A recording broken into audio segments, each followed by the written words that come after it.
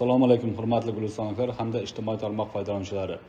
O'zbekiston Respublikasi Prezidentining 2026-yil 5-fevraldagi 2026-yilda hududlarni yangicha yondashuvlar asosida rivojlantirish orqali aholi daromadini oshirish, barqaror ish o'rinlarini yaratish hamda kambag'allikni qisqartirish chora-tadbirlari to'g'risidagi PQX sonli qarori qabul qilindi.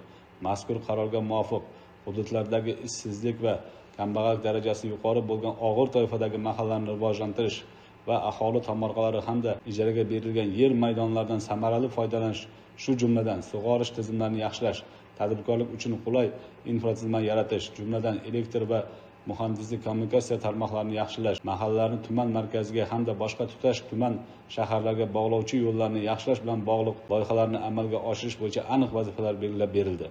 Xususan, Guliston tumanidagi kambag'allik va ishsizlik darajasida tuman ko'rsatkichlaridan yuqori bo'lgan sharoiti og'ir Ibrat, Do'stlik, Birlashgan, Alisher Navoiy, Sharq Haqqati, Bayovut va Chortoq mahallari tanlab olindi.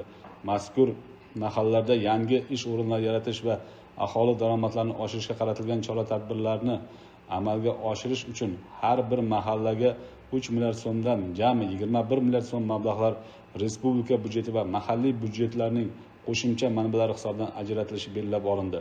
Ushbu mablag'lar hisobidan yuqorida nomi keltirib o'tilgan mahallalarda tadbirkorlik muhitini yaratish va yangi ish o'rinlari barpo etish maqsadida ichki yo'llar infratuzilmasini yaratish uchun 22 kilometr beton asfalt qoplamasi yotqizish, 8 kilometr piyodalar yo'lagi qurish hamda aholining mavjud tomorqalaridan samarali foydalanib serdaromad ekinlar ektirish maqsadida 1 kilometrga mahalla hududida ichki ariqlarni betonlashtirish orqali mahalladagi xonadonlarni sug'orish tizimi yaxshilanadi hamda aholi tomorqalarini oqar suv bilan ta'minlash maqsadida 1 kilometr ichki ariqlarni betonlashtirish ishlari amalga oshiriladi.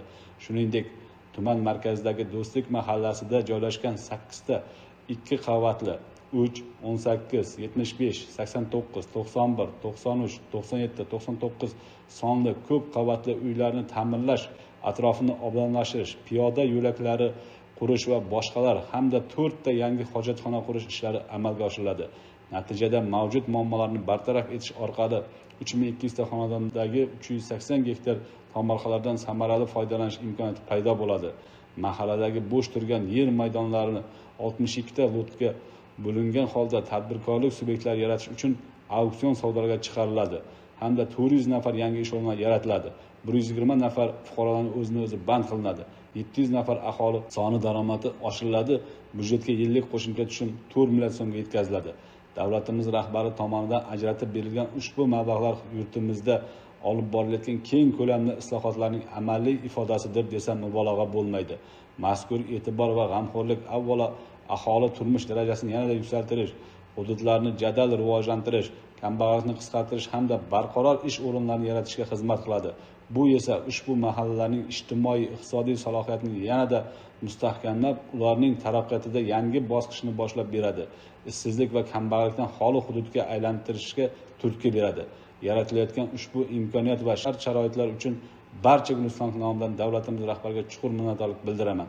E'tiborlaringiz uchun rahmat.